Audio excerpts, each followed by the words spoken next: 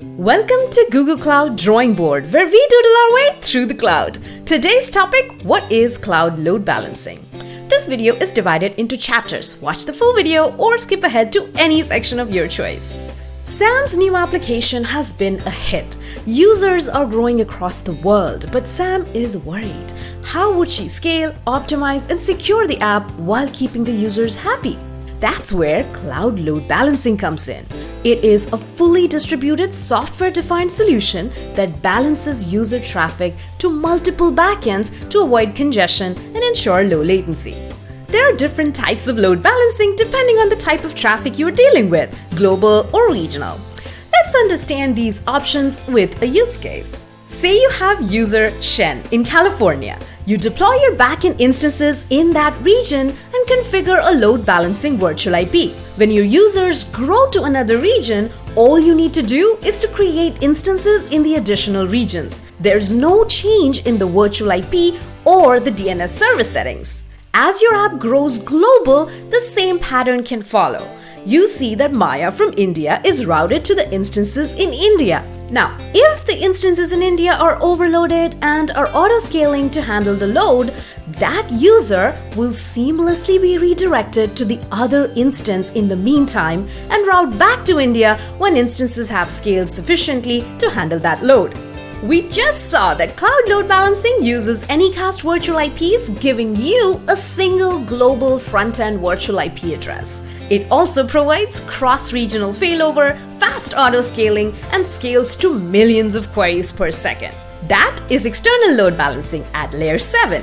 But in any 3-tier app, after the front end, you have the middleware and the data sources to interact with in order to fulfill a user's request. That's where you need layer 4 internal load balancing between the front end and the other internal tiers. Layer 4 internal load balancing is really for TCP, UDP traffic behind RFC 1918 WIP, where the client IP is preserved. You get the automatic health checks, and there's really no middle proxy. It leverages the software-defined networking controls and data plane for load balancing. Now, let's see how the data model for cloud load balancing actually works.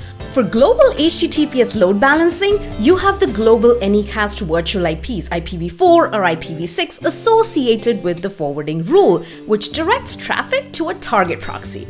The target proxy terminates the client session, and for HTTPS, you deploy your certificates here. This is not a single device, but distributed logic throughout the infrastructure. The URL map configured provides layer 7 routing and directs the client request to the appropriate backend service. The backend services can be managed instance groups or network endpoint groups for your containerized workloads. This is also where service capacity and health is determined.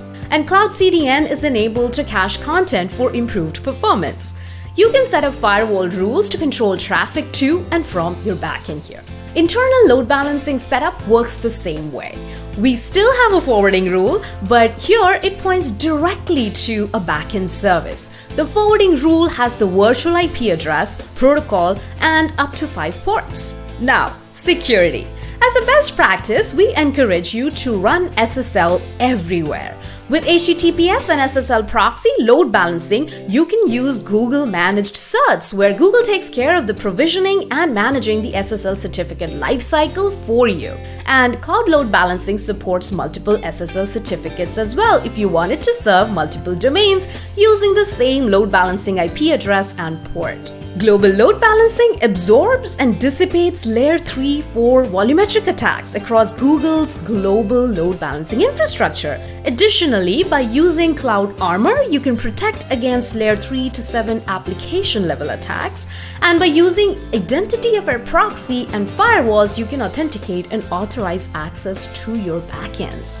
Now, how to choose the right load balancing option? For deciding which load balancing option is right for you, consider factors such as internal versus external, global versus regional, type of traffic, HTTPS, TLS, UDP, and based on these factors, decide which one is right for you. If you are looking to reduce latency, improve performance, security, and optimize cost for your backend systems, then check out Cloud Load Balancing. It is easy to deploy in just a few clicks, set up the front end and backends associated with the global whips, and you're good to go. Want to learn more? Check out cloud.google.com/load balancing.